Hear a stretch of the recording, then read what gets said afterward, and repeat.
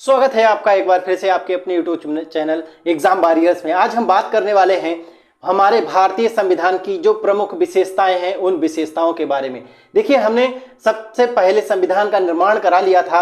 आज हम संविधान की जो हमारे संविधान यानी भारतीय संविधान की जो विशेषताएं हैं उन विशेषताओं के बारे में आज हम डिस्कस करेंगे। तो हमारे भारतीय संविधान की सबसे पहली विशेषता है दोस्तों, सबसे पहली विशेषता इसकी ये है कि यह एक लिखित संविधान है। देखिए, लिखित संविधान है और लिखित संविधान के साथ साथ कैसा संविधान है, विश्व का सबसे बड़ा, विश्व का सबसे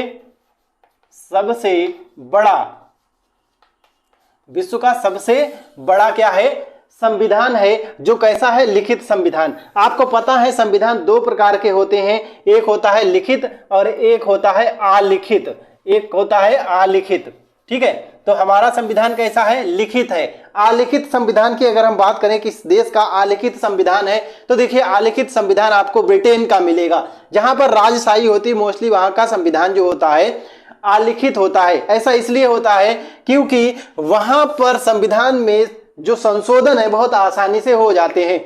अलिखित का मतलब ये नहीं है कि बिल्कुल लिखा ही नहीं है, एकदम रद्दी पड़ा है, ऐसा नहीं है। लिखा हुआ वहां भी होता है, लेकिन क्या होता है वहां पर संविधान में संशोधन बहुत आसानी से हो जाता है, इसीलिए इसको अलिखित संविधान की श्रेणी में रखते हैं। जबकि अमेरिका के संविधान की बात करें तो अमेरिका का संविधान जो है वो लिखित संविधान है, यानी कि उस संविधान को अगर हमें संशोधन करना है या संशोधित करना है तो हमें कुछ प्रक्रियाओं से गुजरना पड़ेगा। ऐसा ही हमारे भारत के साथ होता है, लिखित संविधान है, यहाँ पर अगर संविधान में संशोधन करना है हमें तो कुछ इसकी निर्धारित प्रक्रियाएं हैं, उन प्रक्रियाओं से गुजरना हमें पड़ेगा। इसकी बात हम आगे करेंगे। आगे देखते हैं, विश्व का सबसे बड़ा संविधान कहाँ का है, भारत का है, जो कि लिखित रूप से है। और हमारे संविधान को निर्मित करने में यानी लिखने में कितना समय लगा था, इसका डिस्कशन हम कर चुके थे। तो देखिए 2 वर्ष का समय लगा था, 2 वर्ष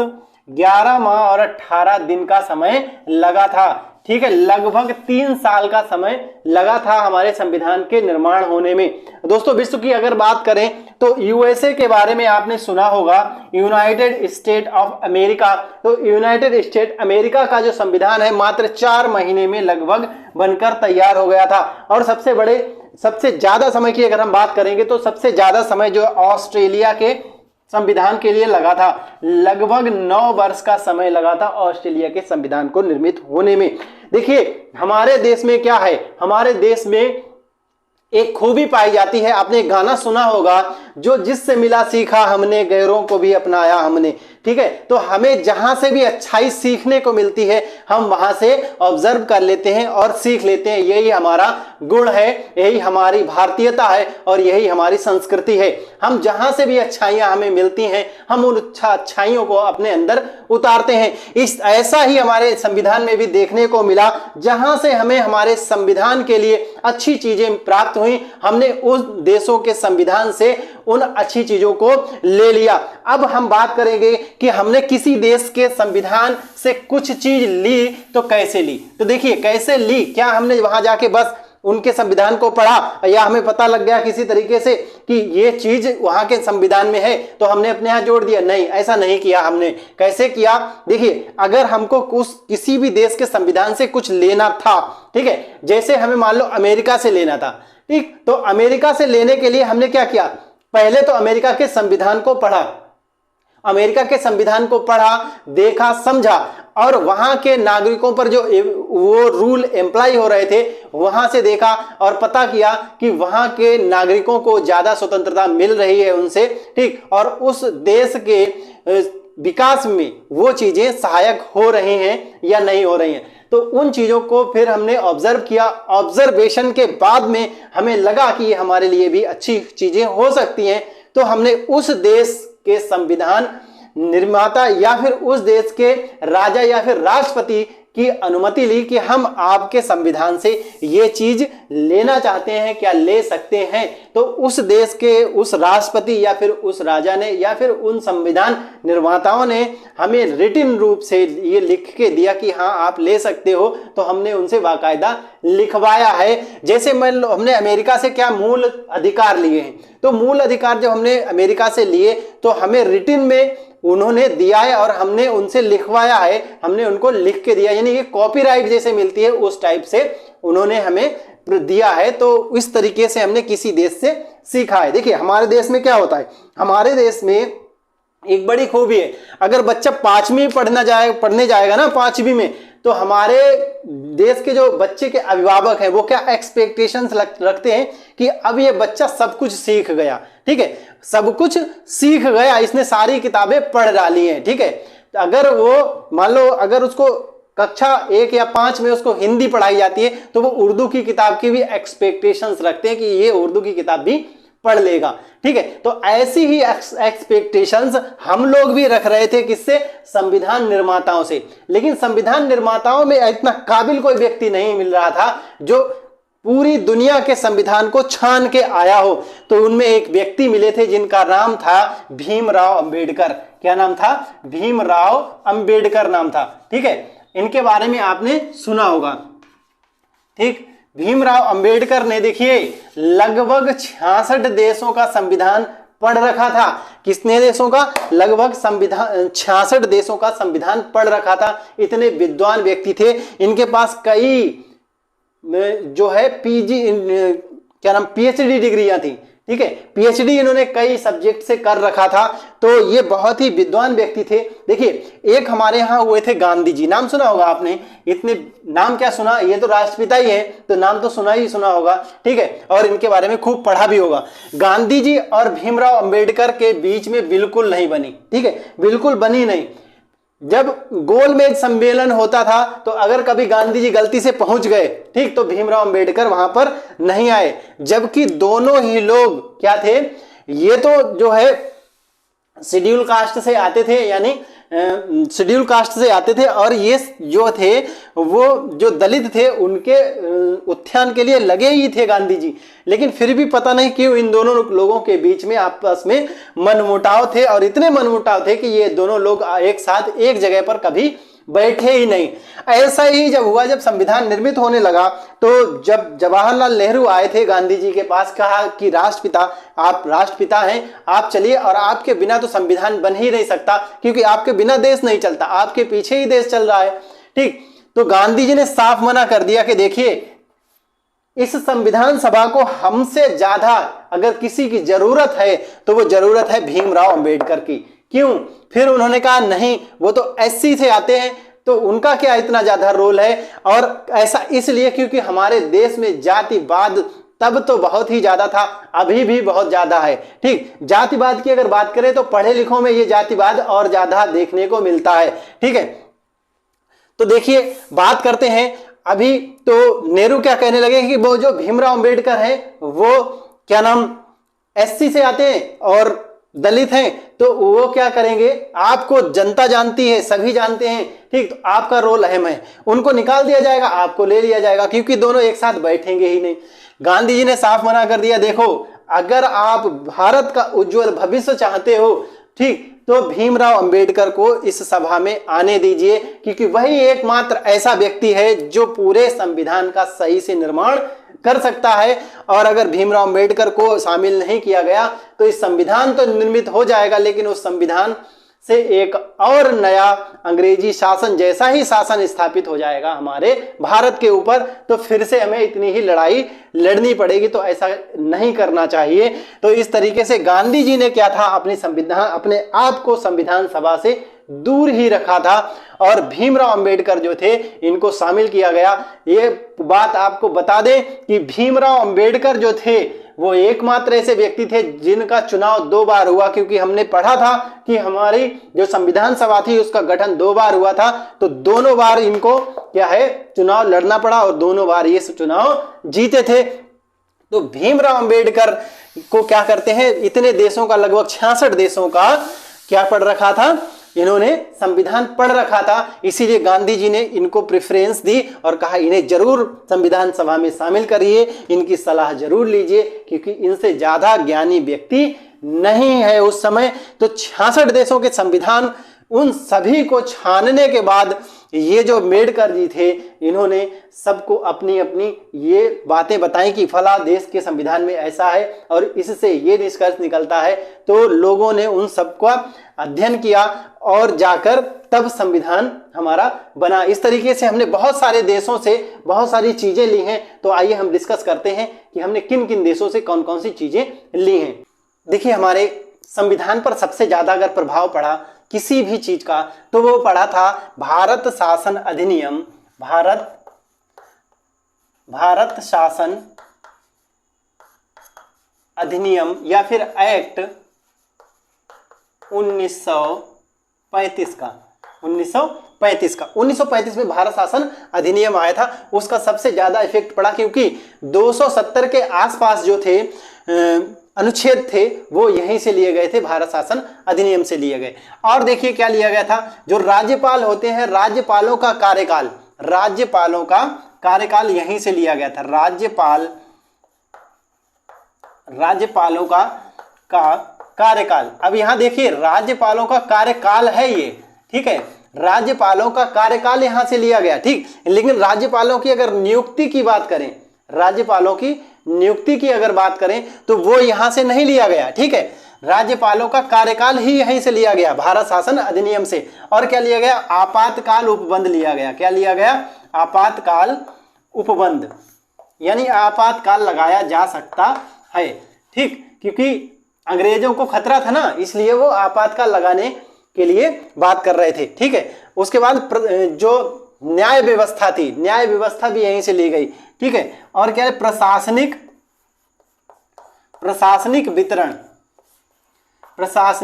वितरण भी यहीं से लिया गया था।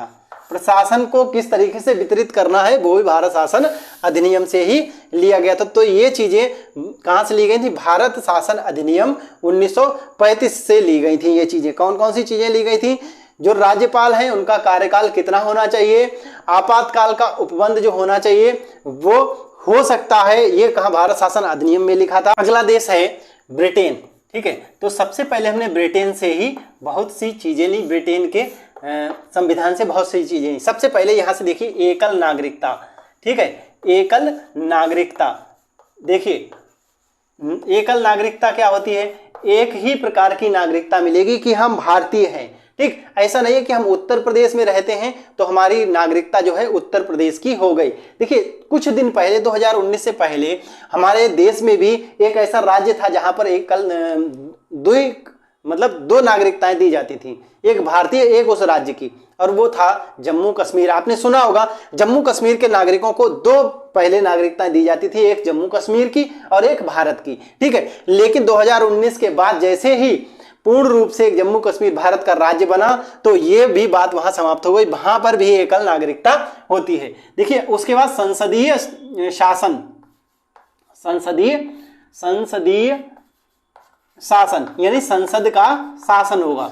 अब संसद का शासन है, ठीक है, संसद का शासन है तो संसद का क्या होगा, विशेषाधिकार भी तो दिया जाएगा, जो शासन करेगा उसको विशेषाधिकार भी दिया जाएगा। तो संसद का विशेषाधिकार भी लिया गया, संसद का विशेषाधिकार, ठीक है, संसद का विशेषाधिकार ये भी कहां से, ब्रिटेन से लिया गया, ठीक है। अच्छा संसद में कितने सदन होते हैं, देखिए भैया द्विसदन होते हैं, कितने, 2 सदन, ठीक। तो द्विसदनात्मक जो प्रणाली है वो कहां से ली गई, ब्रिटेन से ली गई। द्विसदनात्मक प्रणाली कहां से ली गई, वो ब्रिटेन से ली गई। एकल नागरिकता कहां से ली गई, ब्रिटेन से ली गई, ठीक है। और विधि का शासन, देखिए विधि कहां बनेगी, संसद में। विधि का मतलब कानून का शासन, ठीक है। तो विधि का शासन भी यहीं से लिया गया, ठीक, विधि का शासन, ठीक, विधि का शासन। और संसद का शासन कहां से, संसद का संसदीय शासन ये भी यहीं से लिया गया। अब संसद शासन करेगा तो विशेषाधिकार भी मिलेंगे, विशेषाधिकार मिलेंगे तो 2 सदन होते हैं, ठीक है, 2 सदन होते हैं। यहां क्या बनेगा, 2 सदनों में विधि बनेगी, जो विधि बनेगी वही शासन करेगी, वही शासन किस पर करेगी, एकल नागरिकता पर। इतनी बात समझ गए। तो एकल नागरिकता ब्रिटेन से, कहां से, ब्रिटेन से। विधि का करेगी, विधि का शासन होगा, संसद का शासन होगा, संसद को विशेषाधिकार और द्विसदनात्मक। अगला है हमारा अमेरिका, ठीक है, यानी यूएसए, ठीक। तो अमेरिका से हमने क्या लिया, देखिए समझिए, अमेरिका से सबसे पहले और सबसे महत्वपूर्ण जो चीज ली गई वो लिए गए मूल अधिकार। ठीक, मूल अधिकार। दुनिया का सबसे पहला जो देश था वो अमेरिका था जिसने अपने नागरिकों को मूल अधिकार दिए। ठीक, मूल अधिकार दिए गए। अब क्या है, मूल अधिकार मिल गए तो सबको क्या मिलेगा, न्याय मिलेगा। ठीक है, न्याय,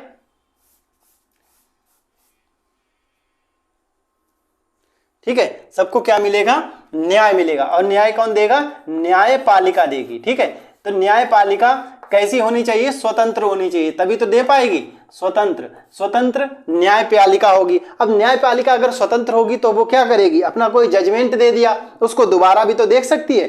ठीक है, तो न्यायिक पुनरावलोकन उसी को कहते हैं जब कोई निर्णय देने के बाद भी दोबारा उस निर्णय को अवलोकित किया जाए, देखा जाए। ठीक, तो न्यायिक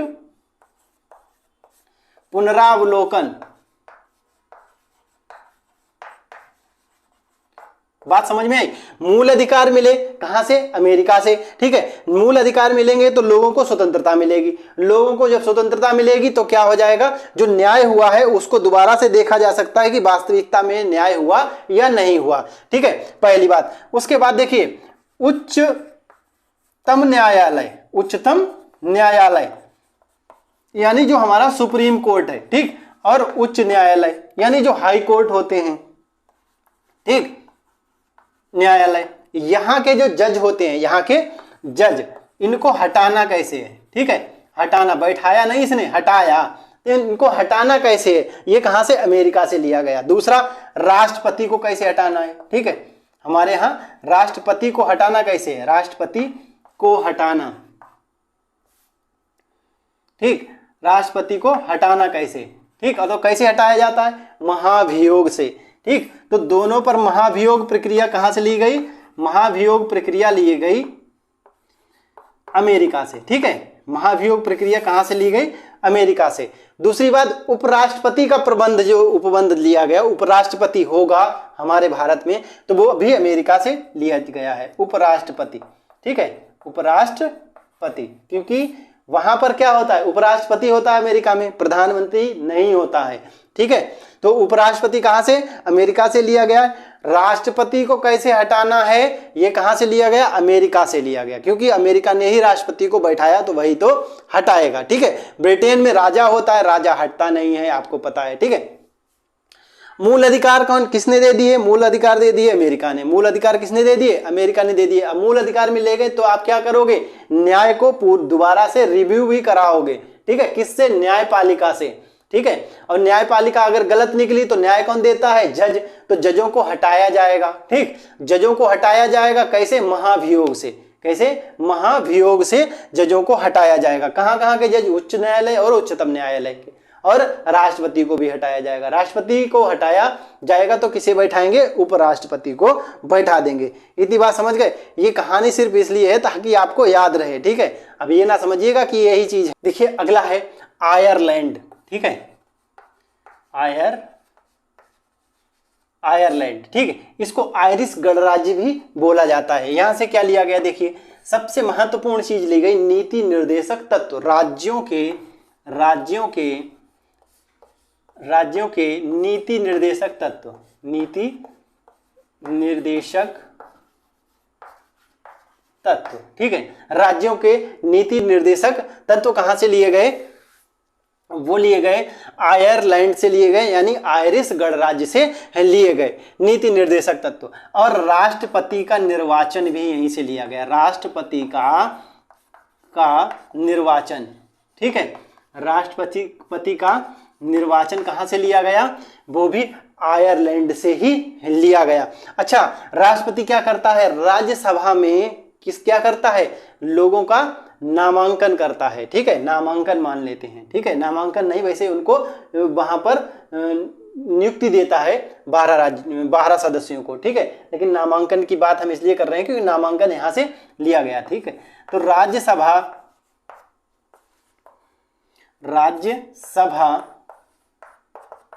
में सदस्यों का नामांकन। ठीक, राज्यसभा में सदस्यों का नामांकन कहां से लिया गया, आयरलैंड से लिया गया। राज्य की नीति निर्देशक तत्व। राष्ट्रपति को निर्वाचित कैसे करना है, आयरलैंड ने हमें बता दिया। ठीक है, किसने बता दिया, आयरलैंड ने बता दिया। राज्यसभा में सदस्यों का नामांकन भी करना है, तो वो किसने बताया, आयरलैंड ने बताया। आयरलैंड ने बताया, आयरिश गणराज्य ने बताया, आयरिश संविधान ने बताया। क्या क्या बताया, 3 चीजें बताई। देखिए सबसे पहला क्या बताया, नीति निर्देशक तत्व तो राज्य के पास होने चाहिए।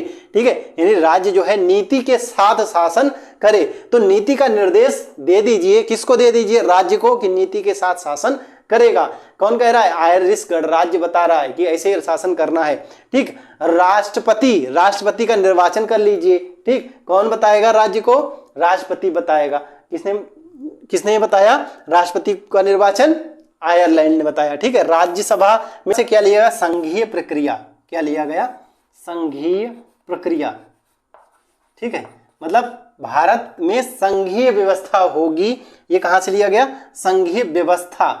ठीक है, संघीय व्यवस्था कहां से लिया गया, ये कनाडा से लिया गया। संघीय व्यवस्था कनाडा से लिया गया। और राज्यपालों की नियुक्ति, किसकी, राज्यपाल की नियुक्ति।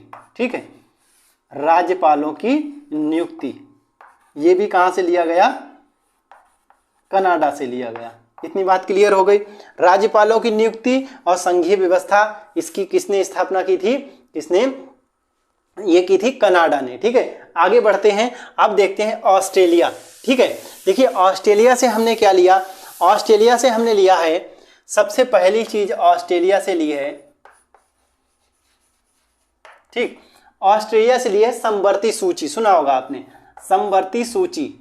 ठीक है, अब समवर्ती सूची हम आगे पढ़ेंगे। ठीक है, एक ऐसी सूची होती है जिसमें राज्य और हमारा जो केंद्र होता है, दोनों कोई कानून बना सकते हैं, उसको हम समवर्ती सूची कहते हैं। कुछ क्षेत्र होते हैं जो शामिल किए जाते हैं समवर्ती सूची पर, जिस पर दोनों को अधिकार होता है, यानी राज्य को भी होता है और केंद्र को भी होता है कानून बनाने का। ठीक, दूसरा, हमारे पास 2 सदन हैं, एक राज्यसभा एक लोकसभा, तो दोनों का जो संयुक्त सदन होगा वो भी किसने बताया, ऑस्ट्रेलिया ने बताया। ठीक है, दोनों सदनों की संयुक्त बैठक, दोनों सदनों की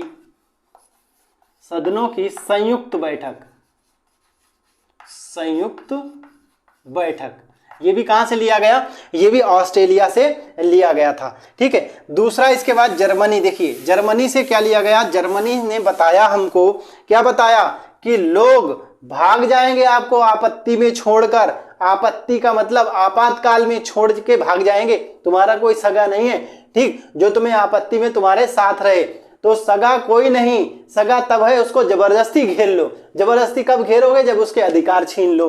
ठीक, तो ये चीज किसने बताई, जर्मनी ने। जर्मनी ने क्या कहा, कहा कि आपातकाल अगर लगा, ठीक है, आपातकाल अगर लगा तो क्या हो जाएगा, मूल अधिकार, जो मूल अधिकार हैं हमारे, उनको खत्म कर दो, मूल अधिकारों को खत्म कर दो। तभी क्या होगा, तभी लोग यानी नागरिक तुम्हारे साथ होंगे, देश के साथ होंगे, नहीं तो आपत्ति की स्थिति में देश को छोड़ के भाग जाएंगे। ठीक है, देश को छोड़ के भाग जाएंगे। जैसे आपने सुना, अभी थोड़े दिन पहले की बात है, जैसे रूस ने अभी कहां अटैक कर दिया था, रूस ने अटैक कर दिया था यूक्रेन पर। ठीक, तो देखा आपने यूक्रेन के जो नागरिक थे छोड़ के भागने लगे। ठीक है, क्योंकि वहां पर ऐसा कोई उपबंध नहीं है, वहां के ये चीज नहीं है कि वहां के मौलिक अधिकार छीने जाएं। ठीक, लेकिन हमारे यहाँ ऐसी व्यवस्था है, अगर हमारे देश पर कोई भी आपत्ति आती है तो हमारा ये पहले तो मौलिक कर्तव्य है कि हम अपने देश की रक्षा करें। ठीक, और दूसरी बात यह है कि हमारे जो मूल अधिकार हैं वो सब छीन लिए जाएंगे आपातकाल की स्थिति में। अगर कोई भी आपातकाल आता है तो मूल अधिकार हमारे छीन लिए जाएंगे, जो हमें स्वतंत्रताएं दी जाती हैं वो नहीं दी जाएंगी। ठीक है, तो मूल अधिकार छीने किसने, जर्मनी ने छीन लिए थे। ठीक है, इसके बाद में आगे देखिए फ्रांस, फ्रांस से भी हमने लिया है। फ्रांस से क्या लिया, गणतंत्रात्मक, ठीक है, और न्यायिक आदर्श। ठीक है, गणतंत्रात्मक और न्यायिक आदर्श। न्यायिक आदर्श क्या होते हैं, न्यायिक आदर्श होते हैं, देखिए, राजनैतिक, सामाजिक और आर्थिक इन स्थितियों में व्यक्ति को क्या मिलना चाहिए, समान न्याय मिलना चाहिए। यह है हमारे न्यायिक आदर्श। तो फ्रांस से क्या लिया, गणतंत्रात्मक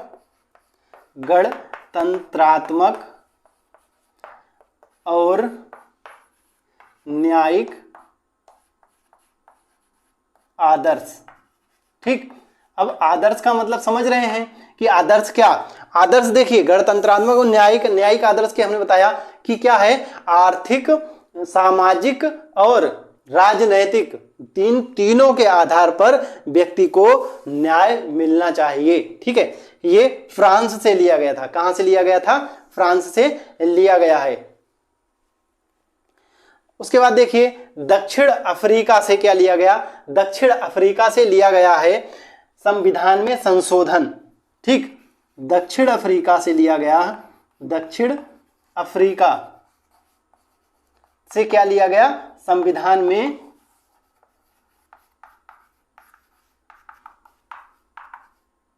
संशोधन। क्या लिया गया, संविधान में संशोधन दक्षिण अफ्रीका से लिया गया।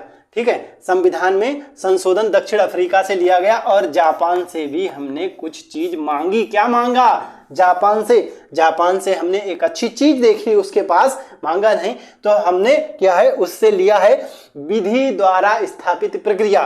ठीक है, क्या है, विधि द्वारा स्थापित प्रक्रिया। ठीक है, विधि द्वारा स्थापित प्रक्रिया, ये हमने कहां से ली, जापान से ली। तो इतनी चीजें हमें क्लियर हो गई कि हमने दूसरे देश से कौन कौन सी चीजें जो अच्छाइयां थी वो अपने संविधान में शामिल की। तो इस तरीके से हमारा एक विशाल जो संविधान है वो बनकर तैयार हुआ था। ठीक है, तो ये चीजें, ये विशेषताएं थी हमारे संविधान की, इनको हमने डिस्कस कर लिया। अब हम संविधान को पढ़ना